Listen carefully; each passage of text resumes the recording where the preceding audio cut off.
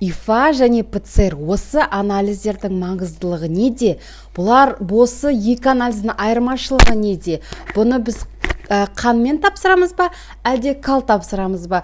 Яғни осы сұрақтардың жауабын мен Гүлайым Карашашева, гастроэнтеролог гепатолог маманы, сіздерге осы видеода жауап беретін болам. Сондықтан менімен болыңыздар. Алдымен осы видеоға маған лайк басыңыздар, подписаться батырмасын басыңыздар, және де будильниктің батырмасын басыңыздар, я?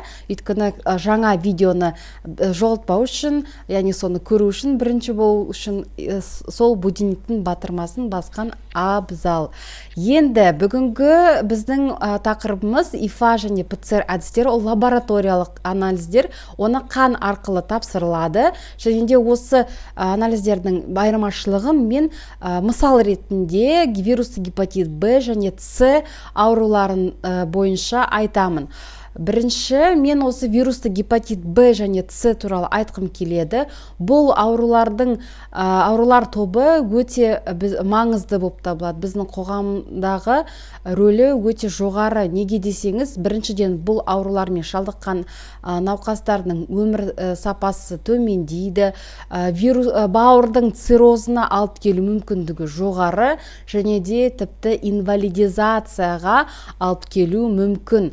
Бауыр циррозы не десеңіздер, бауырдың циррозы дегеніміз, ол біздің қалыпты бауырдағы клеткалар, сол өлі тінмен орын алмасуын біз бауыр циррозы дейміз. Яғни бауырдың атқаратын қызметтері өте көп, оның бәрі бауырдың клеткаларымен жүзеге асырылады. Ал егер біздің қалыпты клеткаларымыз бауырдағы өлсе, ол өлі тінмен яғни орын алмаса, сонда ойлаңыздар, қаншама функция біз айырыламыз, қаншама қызметтен біз айырыламыз, және де бұл өте ауыр жағдай. Науқасты тіпті ауруханаларға көп уақыт жатқызуға мәжбүр болатын жағдай.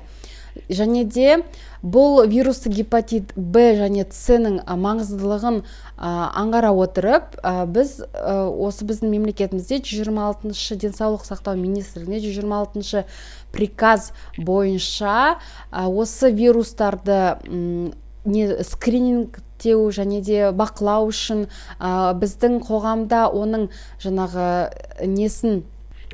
инфекция жайылу қаупін анықтау үшін осы белгілі бір адамдарға анықтау әдісі ретінде міндеттелген.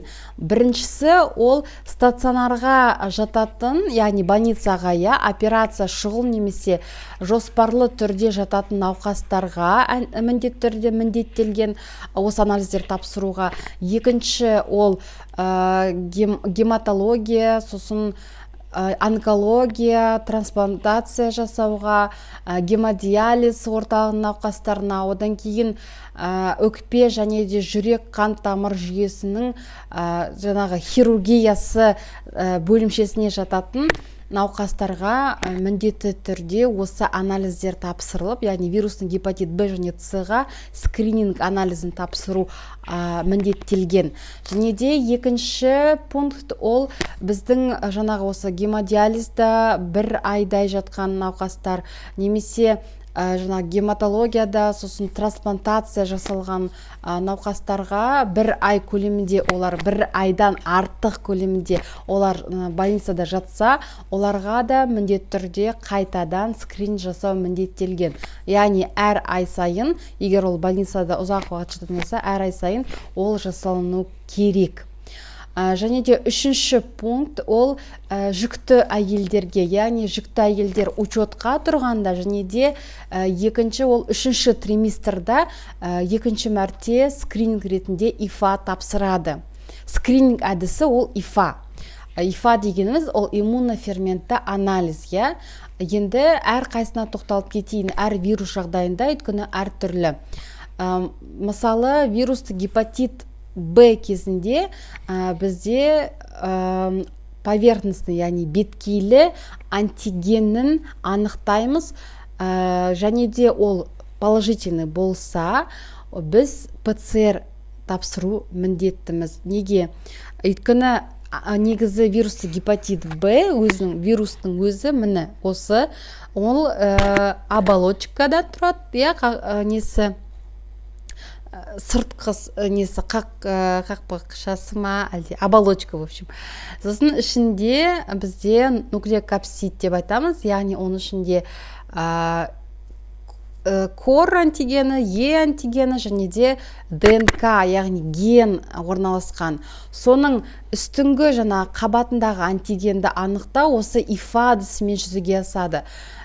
Бұл осы положительный болған оң нәтижесін бергеннен кейін біз яғни күдіктенеміз, осы науқаста вирусный гепатит Б бар шығар деген сияқты.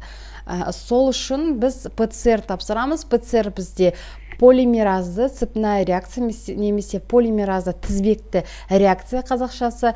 Бұл анализдің мақсаты сол вирустың өзін табу, яғни соның генін, ДНК-сын табу. В данном случае ДНК вирусы гепатит Б, ол ДНК вирус болып саналады. Осы вирусты гепатит Б-ның ДНК-сын, яғни өзін тапқаннан кейін, біз точно осы науқаста вирусты гепатит Б бар екенін анықтаймыз.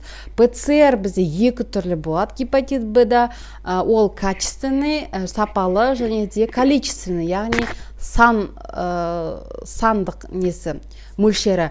Яғни количественный мен качественный түрлері айырмашылығы ол мынада.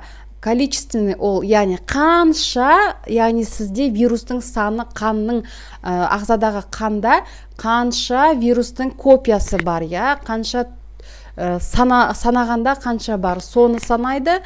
Және де качественный ПЦР ол ДНК вообще бар ма, жоқ па деген сұрақтарға жауап береді. Бар, немесе жоқ, яғни ДНК қанның құрамында бар ма, жоқ па. Ал количественный ол қанша, санын айтады.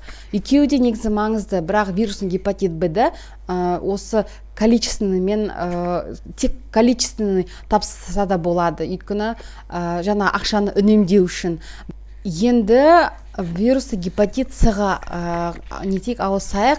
Вирусты гепатит С-ді анықтау әдісті скрин ретінде ол ИФА тоже. ИФАда именно бізде осы вирусы гепатит С-ға қарсы антидененің табылуы маңызды.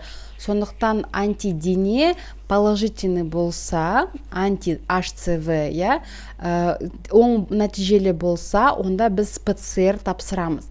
ПЦР бізде тоже ДНК-ның, ДНК дептің ғой, вирусты гепатит С-ның, ол РНК вирус, соны анықтау, өзін анықтау, генін анықтау, ол сол вирус бар ма адамда, жоқ па. Ол да качественный, сапалы, яғни одан кейін количественный, және де үшінші ол генотипін анықтайтын үш түрлі ПЦР түрі бар. Жаңағы сапалы және де санын анықтау әдісін сіз білесіздер, ал генотипке келетін болсақ, яғни ол түрі, гепатит С-ның түрі өте көп, генотиптері өте көп. Сол түріне байланысты емдеу тактикасы да әртүрлі. Сондықтан ол анализдерді тапсыру маңызды.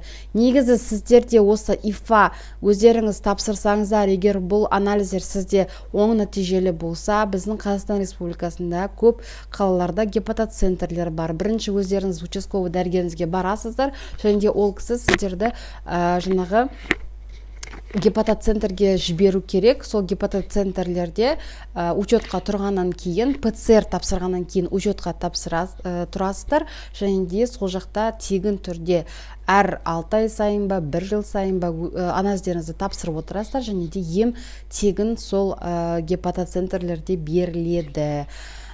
Сосын тағы не айтуға болады сіздерге? Жалпы осы гепатит Б және С туралы тағы қандай мәлімет білгіңіз келеді, сол туралы комментарийға жазсаңыздар. Өйткені бұл аурулар көп туралы көбісі айтпайды, ұялады. Оның ұялатын еш нәрсесі жоқ. егер ұялсаңыздар, маған дайретке, яғни дәрігер.карашашева инстаграмға дайретке жазыңыз. Сізге сіздің ойыңызда тұрған сұрағыңыз болса қойыңыз, мен сол сұраққа жауап ретінде, егер ол жауап көп болатын болса, видео түсірем, немесе сториста оған жауап беремін, сізді көрсетпей. Тағы да маған поддержка ретінде лайк басыңыздар, ұмытсаңыздар, немесе жаңағы подписканы, немесе емес, плюс подписка батырмасын басыңыздар, және де будильниктің батырмасын басыңыздар.